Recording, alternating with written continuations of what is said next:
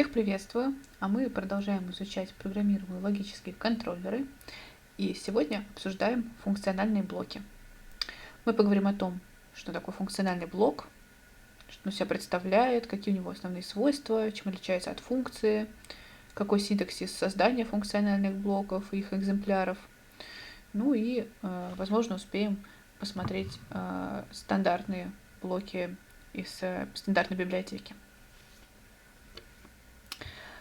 Начнем, конечно, с определения. В нашем любимом стандарте MEC 61131 есть достаточно простое, лаконичное определение, которое гласит следующее. Функциональный блок — это единица организации кода, которая при выполнении возвращает одно и более значений с возможностью создавать именованные копии. Определение хорошее, но, на мой взгляд, немножко слишком упрощенное и не дает полного понимания о том, что такое функциональный блок. Поэтому я предлагаю альтернативное определение. Я его придумала сама, но оно более усложненное, чем из Mac. С другой стороны, позволяет более глубоко понять, что такое функциональный блок. Значит, я, конечно, дам сейчас комментарии по этому определению и надеюсь, что станет понятно, что представляет собой наше понятие функционального блока. Итак, функциональный блок — это некоторый именованный шаблон, описывающий заданную логику работы, который необходим для создания независимых друг от друга экземпляров с собственной памятью, позволяющей сохранять состояние переменных между вызовами. То есть получаем следующее. У нас есть некоторое описание шаблонное, мы можем создавать отдельные экземпляры, и эти экземпляры, они независимы друг от друга со своей отдельной памятью. Кого-то может смутить понятие экземпляра. Оно у нас изначально появилось в объектно-ориентированном программировании, и те, кто с ООП не встречался, возможно, первый раз видят экземпляр, что это такое, не знают. Чаще всего объясняют это на примере следующем. Представьте, что у нас есть некоторая предметная область, и в этой предметной области есть объекты. Ну, скажем, это у нас умный дом, предметная область, и в умном доме есть объекты, какие-нибудь там, лампочка, например, выберем. И первое, что мы делаем для того, чтобы описать объект, это выделяем основные существенные свойства объекта. То есть у лампочки существенным свойством объекта будет в контексте какой-нибудь нашей программы это яркость, которая она светит, цвет и состояние, включено-выключено. Может быть, название еще какое-нибудь, да. Следующее, после того, как мы выявили основные свойства, мы определяем основные алгоритмы работы с этими свойствами, с этими данными. Да, что можно сделать? Можно включить лампочку, выключить, можно поменять ее яркость, можно какой-нибудь режим работы по таймеру задать и так далее. Так вот, свойства и алгоритм работы с этими свойствами, да, то есть поведение этого объекта вместе образует некоторое шаблонное описание объекта, на основе которого можно создать отдельные экземпляры, конкретные уже, да, конкретно лампочка на кухне, лампочка в спальне, лампочка в коридоре. Все они созданы на основе одного общего описания, но все они могут иметь разные значения свойств. Состав свойств будет один, а значения разные. Так вот, в ООП вот этим шаблоном называется класс, а конкретными объектами называются экземпляры. В structure тексте, да и вообще в PLK по умолчанию в MEC 61131 нет ООП, но есть что-то очень похожее на классы, это функциональные блоки, которые являются таким шаблонным описанием, на основе которого можно делать экземпляр. Поэтому можете представлять себе, что функциональный блок — это такой в некотором смысле урезанный класс. Ну, тот, кто с классами не встречался, просто считайте, что функциональный блок, да, такая простейшая формула, вот у меня внизу написано, это данные плюс алгоритм работы с этими данными, и все это спрятано под одним именем нашего функционального блока, на основе которого можно наделать конкретные экземпляры, конкретные объекты. Посмотрим, как создается функциональный блок. Определяется он, как и все остальные единицы организации кода, да, в application, рядом с программами, рядом с нашими функциями можно создать и функциональный блок. В заголовке мы пишем ключевое слово function block, потом указываем имя функционального блока и затем области определения переменных. Ну, в простейшем виде это будут инпуты, аутпуты и var. Да? То есть то, что назвали мы до этого локальными переменными в функциях и в программах, ну, в функциональном блоке правильнее будет это назвать сохраняемыми состояниями. Потому что переменные, определенные между var и endvar, они будут сохранять свое состояние между вызовами экземпляров функционального блока. Чуть позже посмотрим примеры, думаю, будет понятно. Ну, в общем, можно сказать, что у нас есть какое-то состояние, например, лампочка включена или выключена, и у каждого экземпляра это состояние будет свое, и оно будет храниться вне зависимости от того, что мы там с лампочкой делаем. Включаем, выключаем ее, меняем, не знаю, яркость и так далее. Стоит также отметить, что функциональный блок, в отличие от функции, не возвращает значение. То есть мы не используем оператор return. Чтобы получить на выход что-то из функционального блока, нужно определить переменные в области var output. В данном случае у нас вот есть var output, и он возвращает текущий счет count в качестве выхода. В качестве входа у него какое-то булевое значение, да, и в теле программы, да, то, что идет после блоков var, у нас написана какая-то логика работы. В данном случае он определяет фронт сигнала, и если был восходящий фронт, то прибавляет к счетчику +1. При этом в last in мы можем видеть предыдущее значение, получается, фронта сигнала in. Отсюда, да, еще раз подчеркну, получается, что в отличие от функций, которые, если мы вызываем функцию с одними и теми же параметрами, на выход мы получаем один и тот же результат, в функциональном блоке мы можем сохранять значения между вызовами его экземпляров. Так, еще один момент, на котором хотелось остановиться, это то, что кроме инпутов, аутпутов и обычных состояний, сохраняемых в var, мы можем создавать еще множество разных областей объявления переменных. Мы это уже частично затрагивали в предыдущей лекции на функциях, но здесь хотела отдельно остановиться, какие еще могут быть области объявления переменных. Var input. Понятно, это область, где мы задаем входные параметры функционального блока. Они будут доступны в нашем функциональном блоке только для чтения. Дальше у нас есть var output. Это область, в которой мы задаем выходные параметры, то есть то, что мы хотим получить из блока на выход. Он возвращает результат работы. Снаружи он доступен только для чтения. Внутри блока мы можем записывать этот output. Дальше идет var in out. Это область объявления переменных, в которой переменные передаются по ссылке. То есть если в input и output мы копируем по значению, то есть фактически создаем копию передаваемого параметра, то в var in out мы передаем ссылку и можем менять какие-то значения прямо снаружи функционального блока. Да?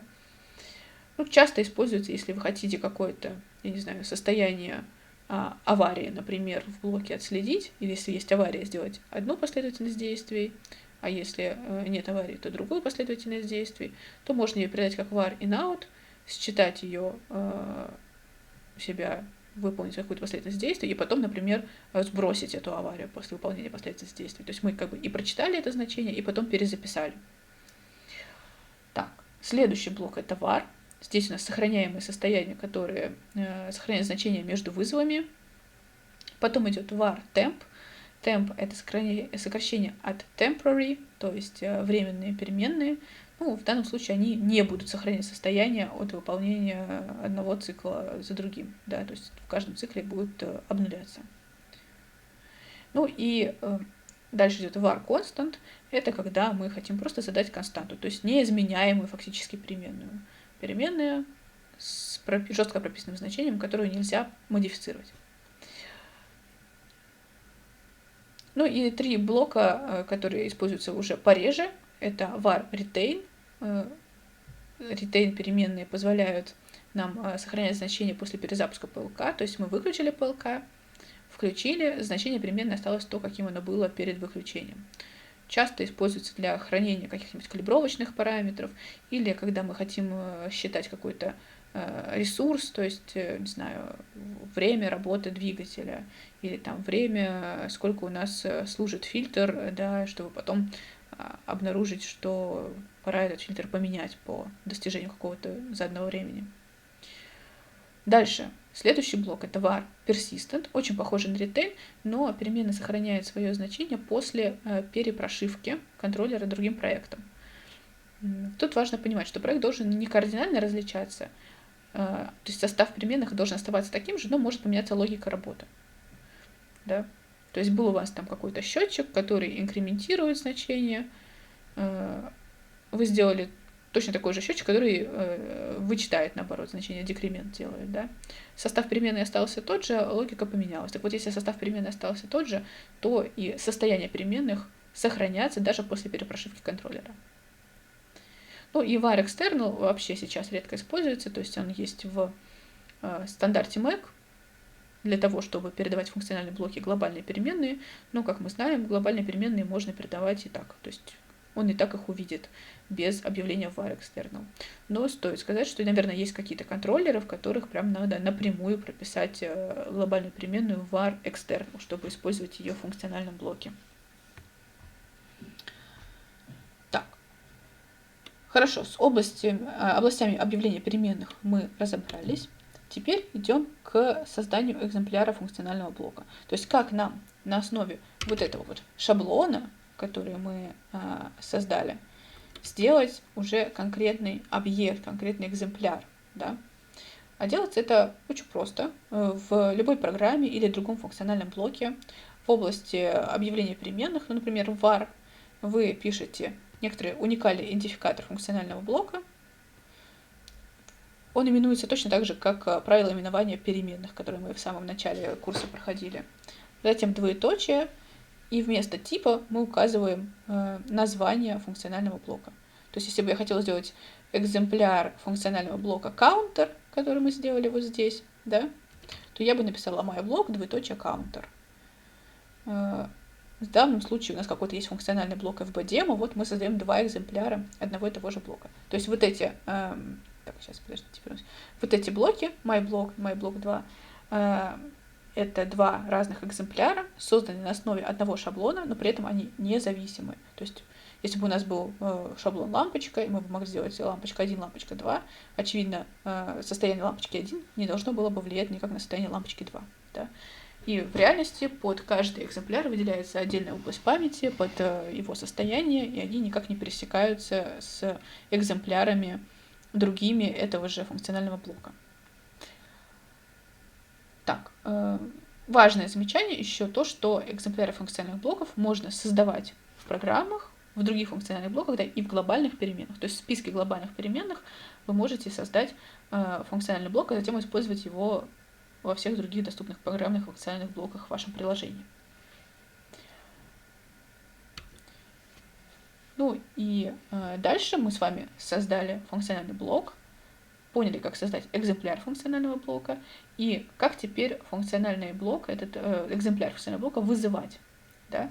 У нас есть три правила того, как вообще вызываются организационные единицы кода.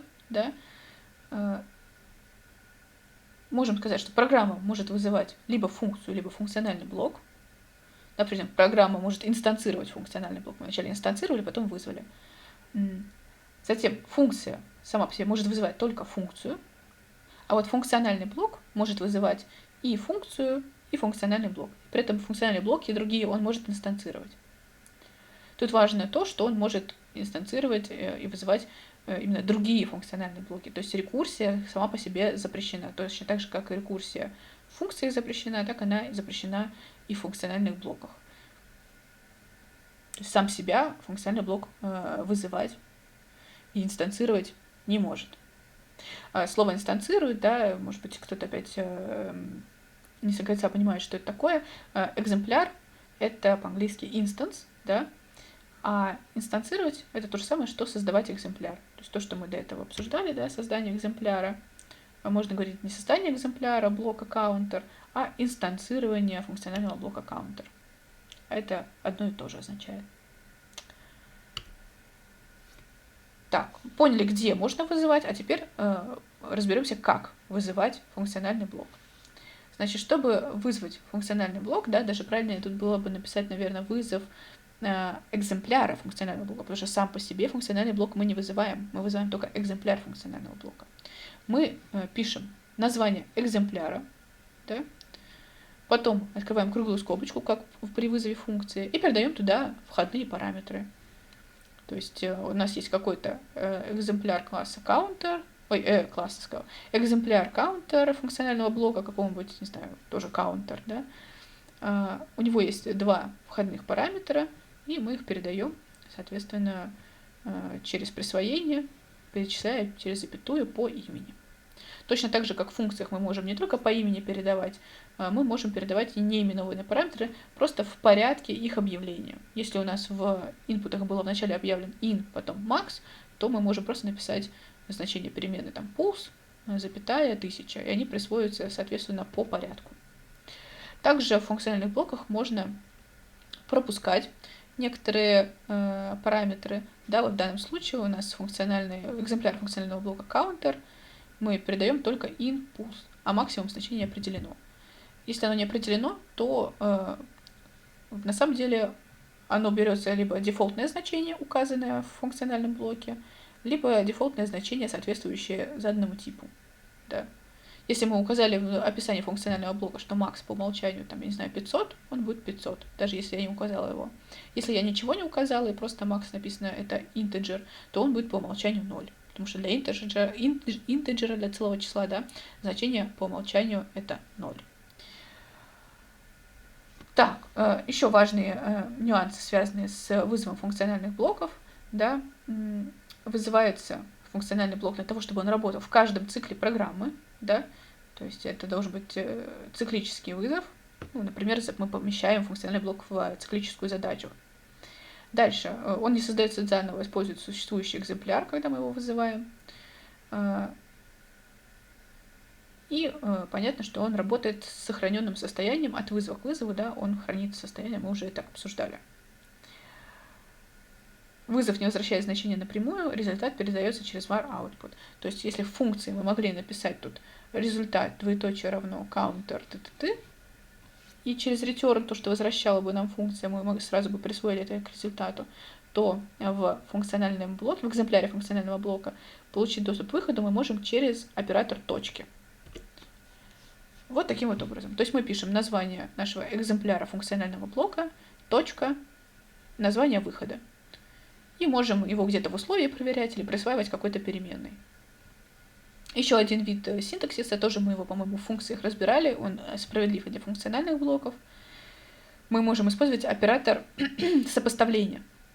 Вот эта стрелочка. То есть out, выход сопоставляется какой-то существующей, не знаю, там, нашей локальной переменной, глобальной переменной result. Да. И тогда он автоматически будет записывать то, что появляется в out, в result. Значения обновляются при вызове блока, да, то есть, чтобы получить что-то на out, мы должны хотя бы один раз вызвать этот блок.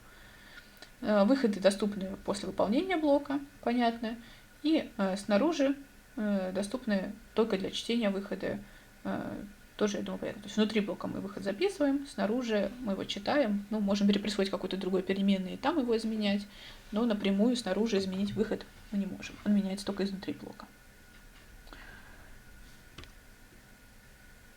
Ну, давайте пока область видимости тогда трогать не будем и попробуем сделать простенький пример в Codesys. Значит, начинаем с того, что просто создаем проект, как и обычно, создать проект на structure тексте. У нас создалось дерево проекта, у нас есть application, пустая программа и основная задача main task, который пустую программу вызывает. Если мы хотим создать функциональный блок, мы создаем его точно так же, как мы создавали бы новую программу. Нажимаем правой кнопочкой мыши на Application, добавление объекта POU, да, Program Organization Unit. И здесь выбираем место программы «Функциональный блок». Вы наверняка видите, что здесь есть еще множество разных настроек, каких-то галочек, каких-то спецификаторов доступа можно выбрать. В данном случае мы это рассматривать не будем, потому что по стандарту MAC 61.131 вот этих вот всех настроек нету. Да? Это некоторое расширение Codesys как раз для того, чтобы реализовать объектно-ориентированное программирование, возможность наследования одного функционального блока от другого, возможность реализации интерфейса, возможность, там, как в C++, да, идентификаторы доступа сделать приватные, публичные и так далее.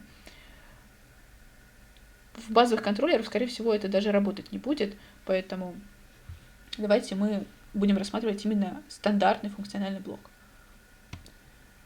Итак, нажали «Добавить», и у меня создался функциональный блок с названием POU. Да, надо было ему название какое-то другое дать. Ну, что мы будем реализовывать в этом функциональном блоке? Сделаем обычный фильтр. Фильтр по скользящему среднему, экспоненциальное скользящее среднее, да, где мы получаем какие-то значения на вход, и на выходе получаем сглаженное значение. То есть если у нас будет где-то значение сильно колебаться, да, то значение на выходе оно будет сглаженное. Итак, поменяем, назовем это AVG-фильтр, блок функциональный, в названии функционального блока здесь тогда тоже поменяю AVG-фильтр. На вход у нас будет какое-то значение на вход типа real, да? На выход у нас будет какое-то значение out, тоже типа real. А в сохраняемых состояниях между var и endvar мы будем сохранять текущее среднее значение. AVG тоже двоеточие real. AVG это сокращение от average, наверное, да? То есть средний.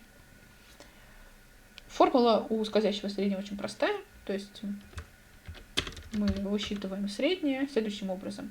Берем текущее значение in, вычитаем из него текущее среднее значение, умножаем на некоторый коэффициент, сейчас мы его определим, пока напишу просто умножить на k, и прибавляем к текущему среднему значению.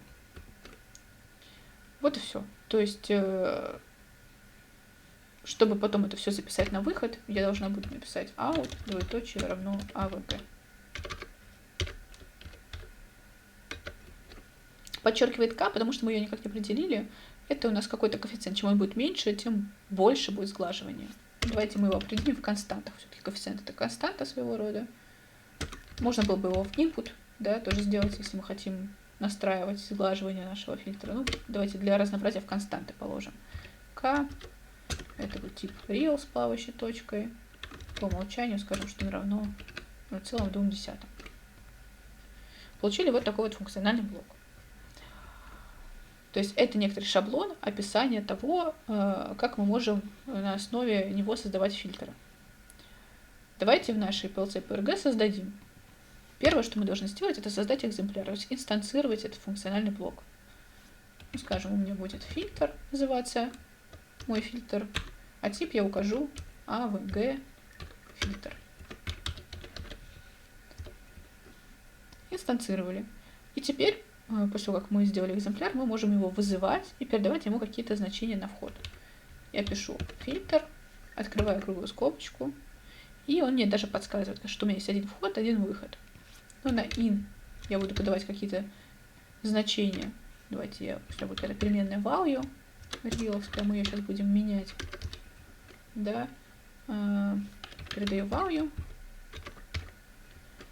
А выход, ну, мы, в принципе, можем какое-нибудь условие сказать, что если у нас filter.out меньше 20, then какой-нибудь флаг выставим.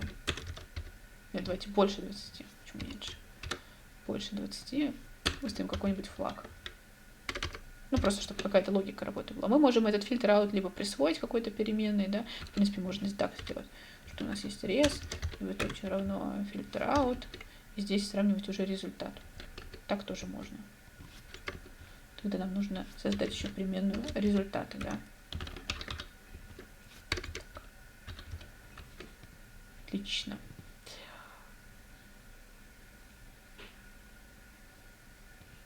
Здесь, соответственно, что-то присвоить. Флаг, двоеточие равно true.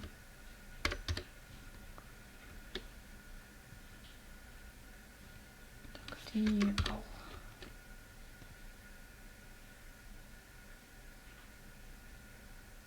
Точку запятой забыл.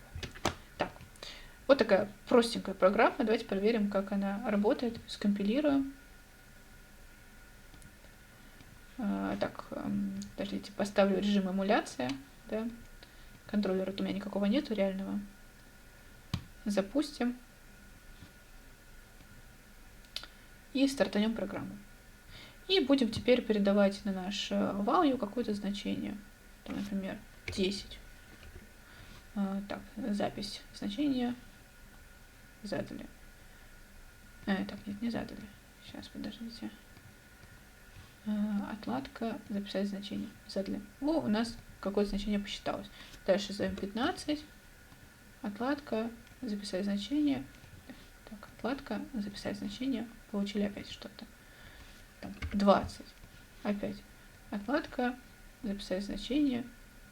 Получили и 5, знаю, какое-то другое значение. Видите, то есть у меня получается такое сглаживание, плавное изменение значений. Там 25.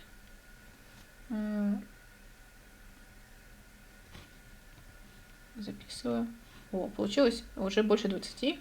Сработала наша программа, которая по выходу проверяет, что если выход больше 20, то установи флаг.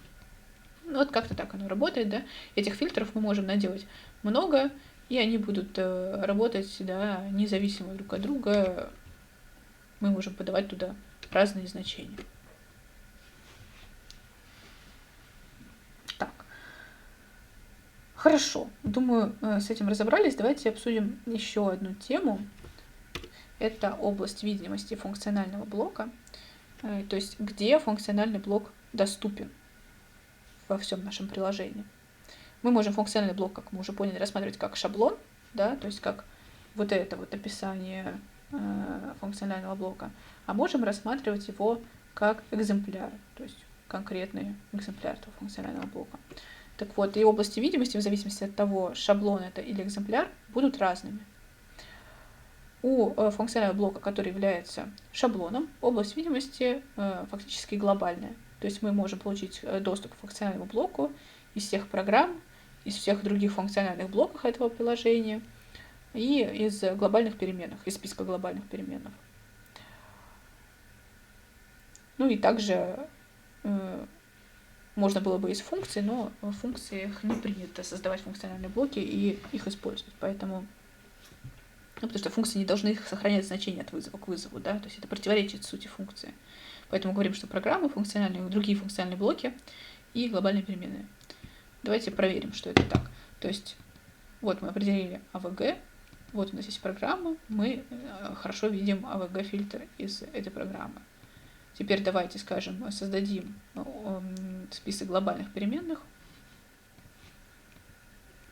Да, создадим здесь, не знаю, myGlobalFilter какой-нибудь.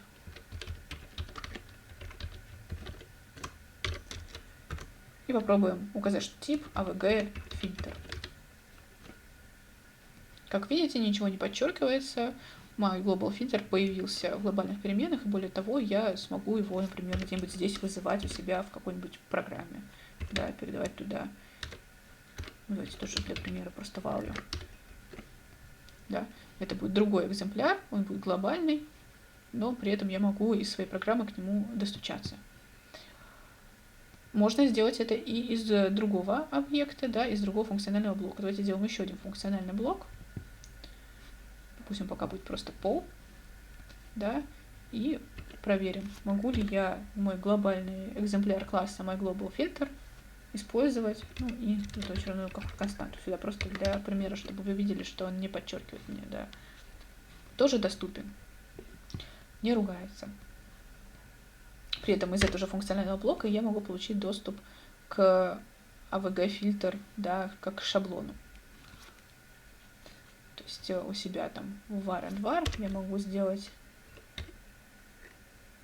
myFilter, двоеточие, AVG фильтр. Все, вроде все примеры перебрали.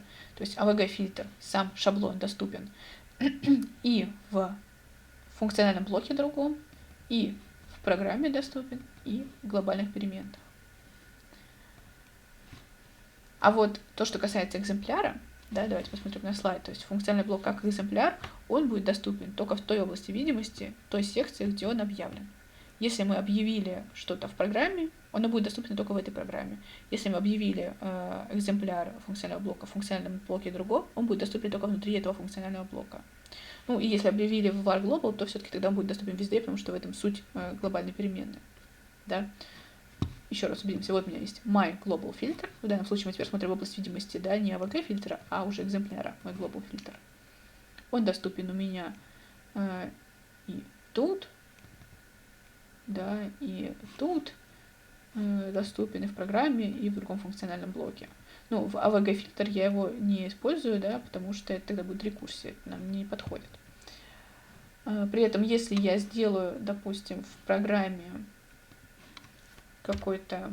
ну у меня уже сделано фильтр 2, вот у меня он объявлен внутри программы, то этот фильтр 2, он доступен в этой программе, да, точно так же, как и фильтр, да, я могу фильтр 2 передать сюда какой-нибудь invalue, тот же самый, да. А вот внутри другого функционального блока, если я попытаюсь его вызвать, да, ну какое-нибудь значение сюда поставим, видите, он мне подчеркивает, то есть он не видит этот идентификатор фильтр 2, потому что он в области видимости только там, где он объявлен, внутри программы. Так. Хорошо. С этим разобрались. Так, дальше давайте, пока не будем к стандартным блокам переходить, а посмотрим еще один пример. Чуть более, ну, не сколько сложный, да, чуть более подробный, может быть. Сделаем еще один функциональный блок. Он у меня, кстати, уже есть. Вот давайте на его основе сделаем. Пусть это будет функциональный блок для некоторого устройства замка. Да? Этот замок будет иметь вход в виде некоторого пароля, целого числа, который можно задать. Также вход в виде булевого значения Enter. Это как будто мы нажимаем кнопочку «Ввести пароль» на замке, да? И какой-нибудь кнопки Reset, которой можно сбросить значение пароля и блокировку замка. И вот мы хотим написать логику работы такого замка, который управляется по паролю. Назовем наш функциональный блок, ну просто log, давайте назовем, не знаю, log fb. Бывает, добавляют какие-то префиксы или постфиксы для того, чтобы обозначить, что это функциональный блок. Да. Пусть будет log fb. Значит, у нас будет вход, как я сказала, некоторый пароль. Давайте скажем pass. Поставим ему тип dInter, да, чтобы побольше значений можно было указать. Дальше у нас будет какой-нибудь enter, да, это булевое значение, как подтверждение того, что мы вводим этот пароль. И какой-то сигнал reset, тоже булевый, для того, чтобы сбросить пароль. Дальше у нас есть... ну давайте еще вот что. Еще максимальное количество попыток. Max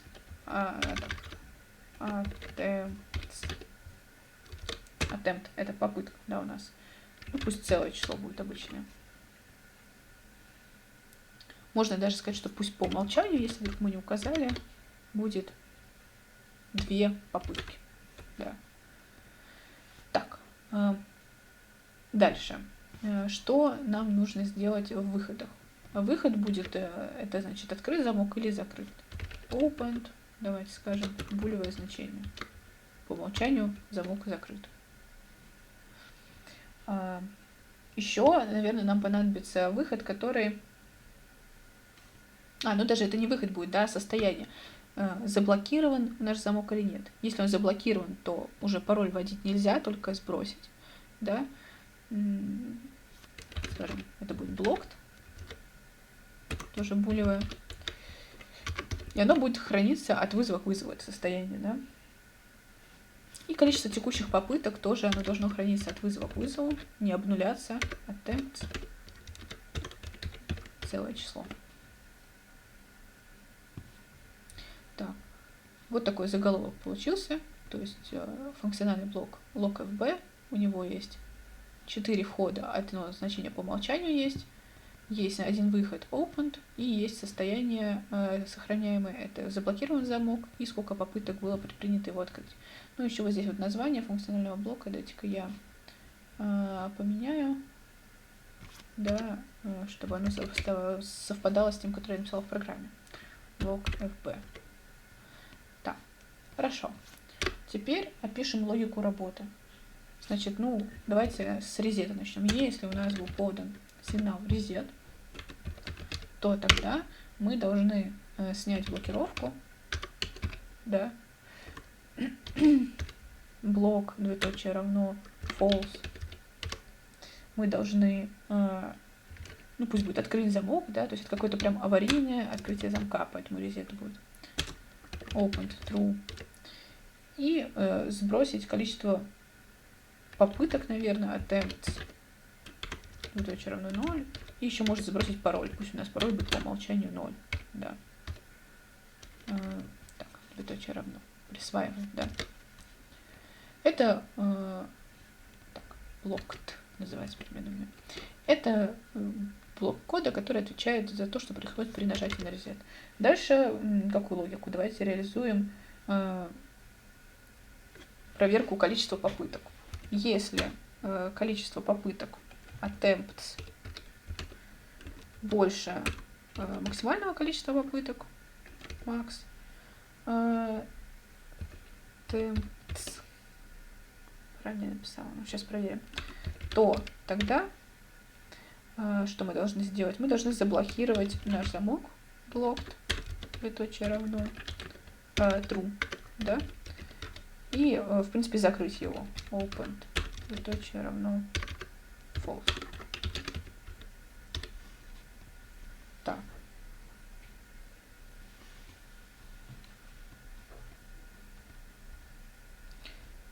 Ну и основная логика работы, где мы добавляем попытки, да, если была нажата кнопка «Ввести пароль», Enter, и по-хорошему, да, нам бы, наверное, не просто, как сказать, нажатие кнопки, ну, не просто удержание кнопки пароль, да, просто если я сейчас напишу if enter then, то пока я буду держать, он у меня много раз выполнится этот цикл. А я хочу детектировать при нажатии кнопку один раз. То есть фактически мне нужно детектировать фронт. Ну, это можно было бы вынести, не знаю, в отдельную задачу и как-то так, но поскольку мы пишем функциональный блок, то тут уже логику нужно оставить внутри этого функционального блока. Тогда я воспользуюсь следующим образом. Я скажу, что у меня есть переменная var, endvar, которая хранит предыдущее состояние сигнала. Prev enter, previous enter, да. Enter. Bool. И я просто сравню, если предыдущий сигнал был false, а этот true, то тогда это восходящий фронт, эта кнопка нажата. Да? Все достаточно просто. If enter and not prev enter, да, то есть когда enter будет true, а prev enter false,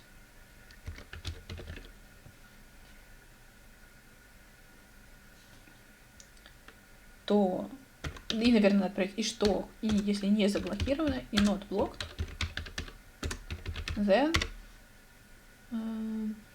какой-то endif, да, еще обязательно надо сюда.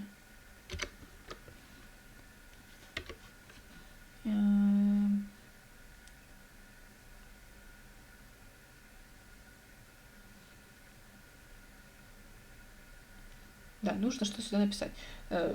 Что мы пишем? Проверяем пароль, да? Вот если мы нажали кнопку «Ввести пароль», мы детектировали нажатие вот по этому условию, и если у нас изначально замок не в состоянии blocked, то проверяем, если текущий пароль pass. Ну надо еще какой-то референс, да, с которым мы будем сравнивать эти пароли. То есть мы сдаем пароль, а как сравнить текущий? Ну, мы могли бы, конечно, константы это сделать, но давайте скажем, пусть у нас, по-хорошему, это пароли должны быть разные в замках, да, поэтому, скажем, пусть у нас на input можно выдавать какой-нибудь паспорт.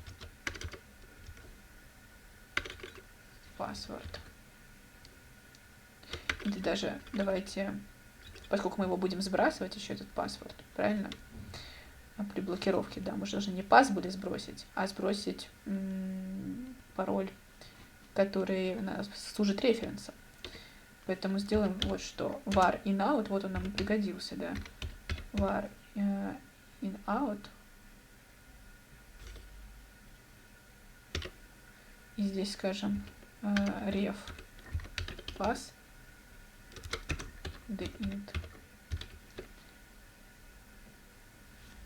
Так, var in out. Нижнее подчеркивание пропустил. Да. И сбрасывать мы будем вот здесь референсный пароль, а здесь проверять, если password равен референсному паролю, то тогда мы открываем наш замок, да. А в противном случае мы должны замок закрыть и прибавить попытку, да, то, что мы попытки открыть накапливаем. Opened, двоеточие равно false, закрыли, да, замок, и увеличили количество попыток. Attempt, потраченных, да, попыток, равно, двоеточие равно attempt, что такое? Просто скопировать. Attempt плюс 1. Ой. Вот. Ну, какая-то такая логика, да? То есть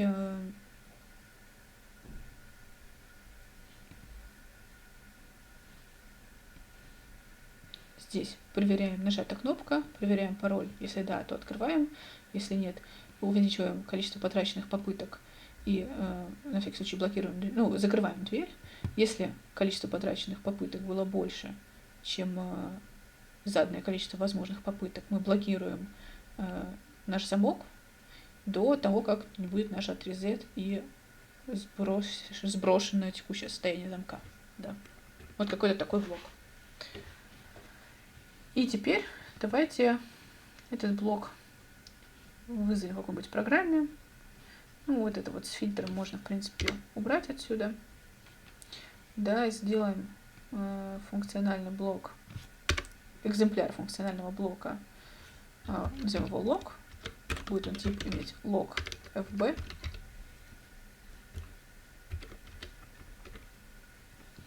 И дальше вызовем его и посмотрим, как он работает. Log. Открываем круглую скобочку, у нас тут всплывает документация по этому блоку. Мы видим, что мы можем в качестве инпута задать какой-то пароль текущий. Ну, это будет, наверное, какая-то переменная в начале, скажем. У нас будет какая-то current pass переменная, которую мы будем передавать в наш функциональный блок. Потом, что там еще понадобится? Нам понадобится кнопка Enter Button, да, как будто которую мы нажимаем для ввода пароля. Так, какая у нас пулевая, естественно. Потом у нас будет Reset Button для сброса замка.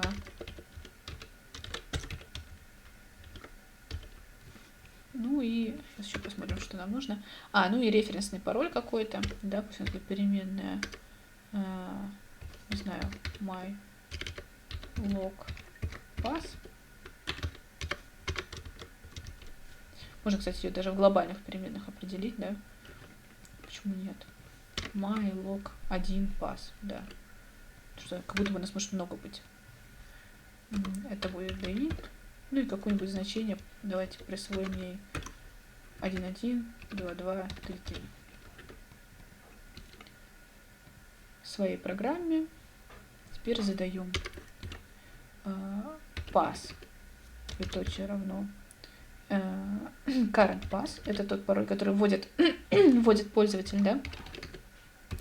Дальше у нас enter.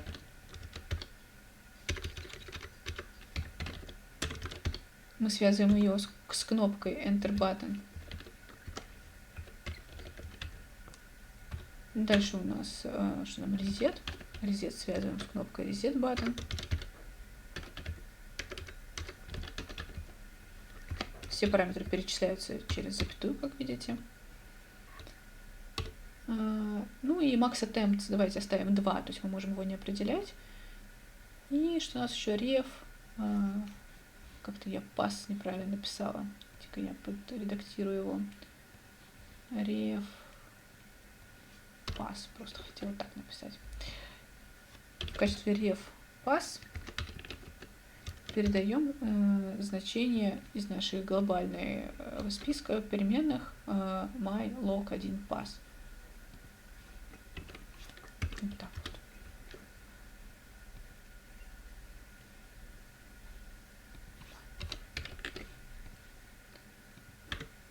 Так. Вот, получили вызов этого функционального блока. Программа эта вызывается в циклической задаче, то есть он будет циклически вызываться, проверять, какое состояние, какой сейчас пароль введен, была ли нажата кнопка, был ли нажат reset, и сравнивать с текущим значением референса. Ну, на выход, там, если, можно было бы сказать, если, даже просто сказать, что какой-нибудь out, да, выход, двоеточие равно log open, да, и присваивать значение там открытие-закрытие реального замка. У нас аута как такового нету, давайте мы его сделаем, пока просто симулируем в локальных переменных программы. Out bool. Ну, представим, что это какой-то выход, да, реально на контроллере, который позволяет открыть или закрыть замок. Так, скомпилируем. Что-то мне тут подчеркивает, да, где-то у меня тут вот здесь везде название. Подкорректируем. Еще раз компилируем. Ошибок нет. Давайте залогинимся. Загрузим программу на наш виртуальный контроллер. И нажмем отладку. Перейдем в PLC PRG. Вот наше состояние. Это наши локальные переменные. Да, а это наш лог и его параметры. Наверное, дальше давайте я вот так раскрою. То есть это экземпляр лог, это его внутренние параметры, это наши внешние переменные, которые мы создали в PLC PRG. Ну что, давайте попробуем задать какой-нибудь пароль, 1.1, допустим, да, и передадим в Enter Button True. Записываем значение, видим, что Enter Button можно как бы скинуть, да, мы нажали и отжали, это ни на что не влияет. Видим, что max attempts осталось 2, как и было. Текущее количество attemptов. Так. 3. Так, а почему 3? А я знаю, почему 3, потому что мы не сохранили предыдущее состояние pref enter. Да? У нас как будто бы задача очень много раз отработала, досчитала до 3, и такая, ну все. Дальше уже заблокирован замок сразу. Значит, почему это произошло? Сейчас покажу. Мы вот здесь вот сравниваем предыдущее состояние и текущее. Но предыдущее состояние мы нигде не сохраняем. То есть мы в конце должны были писать pref enter, двоеточие равно enter. Да. И таким образом у нас enter это текущее состояние, а pref enter будет предыдущая на следующей итерации. Так, давайте еще раз скомпилируем, загрузим, запустим, перейдем в PLC PRG, откроем наш лог и еще раз попробуем. Задаем какой-то пароль 1.1, сюда true, записываем значение, видим, текущая попытка 1. Даже если мы отжали уже кнопку записать значение, да, ничего не поменялось. Дальше задаем, ну что, скажем, снова какое-нибудь значение неправильное, да, у нас 2 попытки, значит, после этого должен быть заблокироваться 0.0. Задаем button true, вкладка записать значение. Attempts 2, да. А у нас там больше, да, количество, по-моему, было. Значит, еще раз, поскольку у нас не больше или равно, а больше, то еще какое-то значение. Ну, не знаю, какое-то такое. Записываем в 3-й раз, значит, наш пароль. записываем значение. Сюда можно сбросить.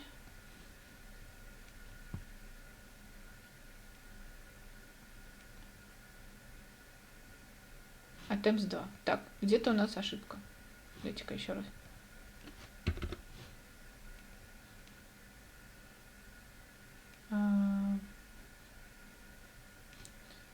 Значение. Отладка. Это сбросим значение.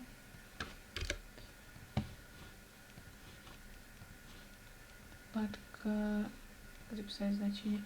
Да, и вот у нас заблокировалось. Ну, это я говорю, потому что мы написали вот здесь вот сравнение попыток больше max attempt, да, пока он не станет 3, у нас не заблокируется. Надо было написать больше либо равно. Ну ладно, это небольшая ошибка, ее можно в любой момент подправить. Все, у нас заблокировался теперь замок. И даже если мы сейчас вернем правильное значение, поставим, да, в текущий пароль 112233,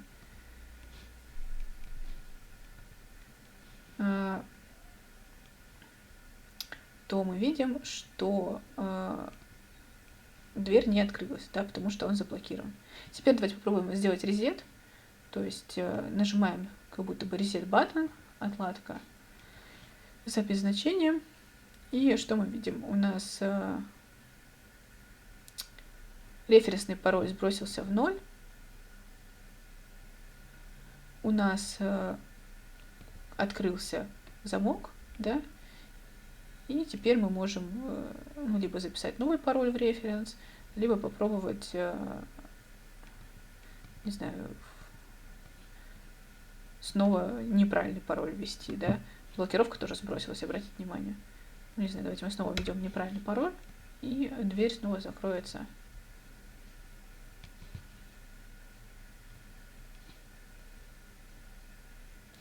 Так, надо было еще кнопку подтверждения, да, нажать. Вот мы вводим неправильный пароль с кнопкой подтверждения. Так, записать значение.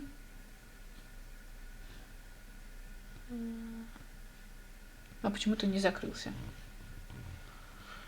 Так.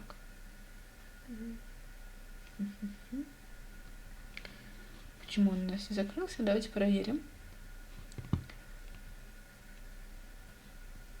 Так, ну потому что резет все еще true. Да, резет-то я не сбросила. Резет давайте сбросим. Это пока 0. Так, записать значение. Сбросили резет. Состояние. Замок открылся, не заблокирован. Текущее количество попыток сбросилось. Пароль сбросился. И мы сейчас запишем неправильный пароль.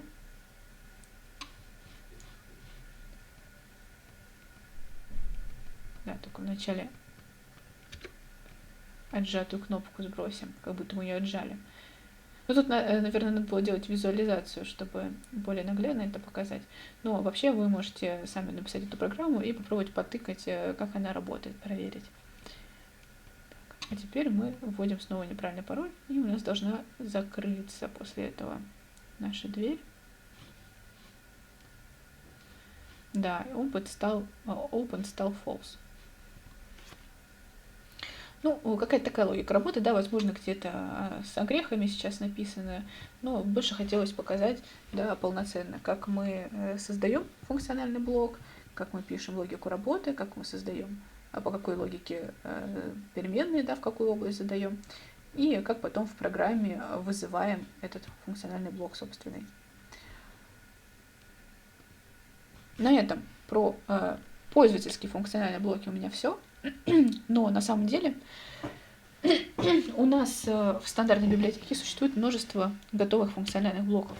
И более того, я вам скажу, что мы часть из них уже рассматривали. По-моему, на второй лекции, да, или на третьей мы разговаривали про типы данных, и тогда я сказала, что у нас есть еще такие дополнительные типы, как таймеры и триггеры. Ну, на самом деле, да, это были не просто типы данных, это были стандартные функциональные блоки. Кроме того, таймеров и триггеров, ну, под триггерами я имею в виду блок детектирования фронта, да, есть еще блоки памяти и счетчики. Ну, давайте рассмотрим еще блоки памяти и счетчики. Если вы хотите узнать про таймеры и триггеры, блоки детектирования фронта, да, то вернитесь к предыдущим лекциям, там все описано. Итак, блок памяти SR.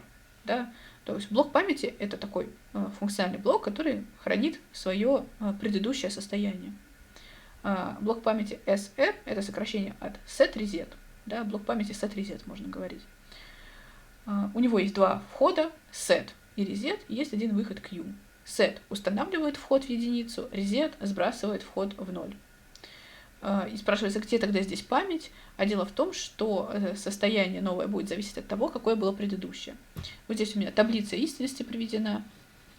И SR это наши входы, Q это наш выход. Но при этом Q предыдущее это как бы наше переменное состояние, которое хранится внутри функционального блока.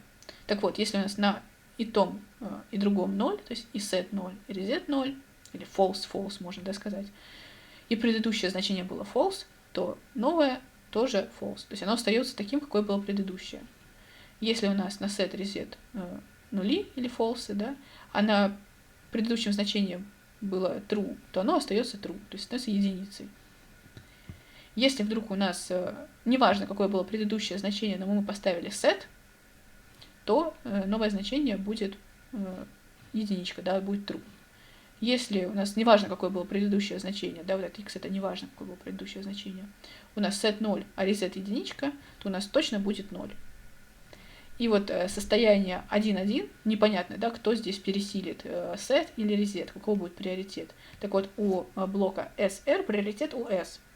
Если у нас оба единицы, то приоритет имеет вход set, и, соответственно, на Q новом будет всегда единичка. В отличие от блока RS, да, он работает абсолютно идентично, за исключением ситуации, когда у нас на S и на R единички. Да. В блоке RS, если у нас единичка и на S, и на R, приоритет имеет reset. И тогда новый выход да, будет присвоен нулю, независимо от того, какое было предыдущее значение.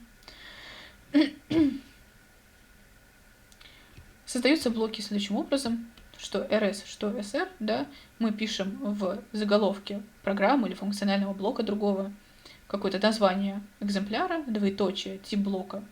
Для RS это будет RS, для set reset будет SR тип. И дальше в теле мы должны вызывать этот функциональный блок точно так же, как мы делали со своими пользовательскими блоками. Да, пишем название экземпляра и передаем туда параметры. Блоки стандартной библиотеки доступны из всех единиц организационных кодов, да, из функциональных блоков и в программах тоже они доступны. Ну, такой небольшой пример, да, как может использоваться этот элемент. Ну, например, представьте, что у нас есть элемент на базе функционального блока setReset SR, назовем его motor, и в качестве сета мы передаем туда сигнал с кнопки старта, а в качестве резета с кнопки стопа. Да, и получаем, в принципе, работающую программу без ифов, которая позволяет на Q получать соответствующий выход. Если нажали старт, у нас будет старт, если нажали reset, у нас сбросится reset, да, если у нас какое-то предыдущее значение было до этого, да, то оно будет сохраняться. Так. Даже если set отжали. То есть здесь смысл в том, что вот вы нажали кнопочку старт, допустим, она без фиксации, отпустили, и на Q останется true. Да? Одна из лабораторных работ мы с вами реализовывали это ручками, да, через if и так далее, или там через задачи по событию. Да, а можно сделать это вот таким вот образом функциональным блоком. Ну, а второй пример это пример RS-триггера, да, где у нас есть какая-то логика разрешения работы, ну, какой-то установки, да, или двигателя, допустим. Если у нас разрешение работы, если у нас произошла какая-нибудь авария, да, то вне зависимости от того, будем мы нажимать кнопочку старт или нет, разрешение не появится, будет false, да. Про триггеры. Это то же самое, что было из предыдущих лекций. Можете ознакомиться еще раз, посмотреть отдельно это, я уже повторять не буду. Ну и также у нас есть счетчики, то, что мы не рассматривали до этого. Есть 3 вида счетчиков. Счетчик инкрементальный, счетчик декремент, то есть который вычитает единичку, и счетчик, совмещающий в себе возможность как инкрементации, так и декремента. Первый счетчик, инкремент, это блок, который называется CTU. Мы можем его инстанцировать, подать ему на вход какой-то сигнал булевый, и он будет считать каждый раз, когда появляется восходящий фронт, прибавлять +1 к своему текущему счету. Текущий счет показывается на CV, да? При этом мы счетчику можем задать некоторую уставку, до которой он досчитает.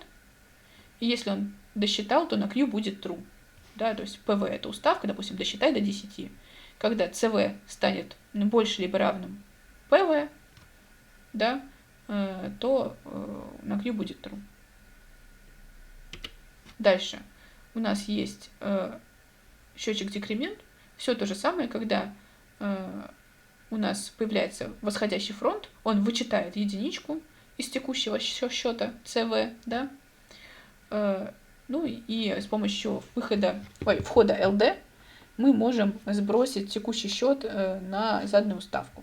То есть у нас была уставка 10, мы сдетектировали фронт, стало 9, детектировали фронт еще раз, стало 8, подали на LD true, снова в текущий счет записался 10.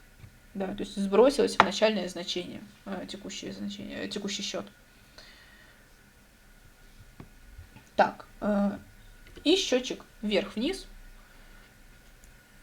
Это совмещенные 2 счетчика в одном. То есть у него есть входы как у счетчика инкрементального, так и у счетчика декремента. Отдельно 2 входа под детектирование фронта для инкремента, отдельно для декремента. То есть если на CU появляется восходящий фронт, мы прибавляем единичку. Если на CD появляется восходящий фронт, мы вычитаем единичку. С помощью R мы сбрасываем в 0 счетчик, с помощью LD мы загружаем значение по умолчанию, PV, да, уставку. Ну и также имеем выходы.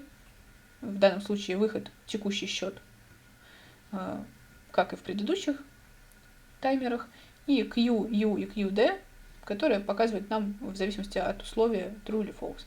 Если текущий счет больше уставки, то на QU будет true. Если текущий счет меньше нуля, на QD будет false. Будет true. Используются они точно так же, как блоки, которые мы с вами делали сами. Да, инстанцировался, передал параметры, и дальше выходы как-то присваиваешь, анализируешь в логике своей программы. Ну что, на этом у меня все. Надеюсь, теперь с функциональными блоками вы сможете более красиво и гибко писать свои программы. И до следующей лекции.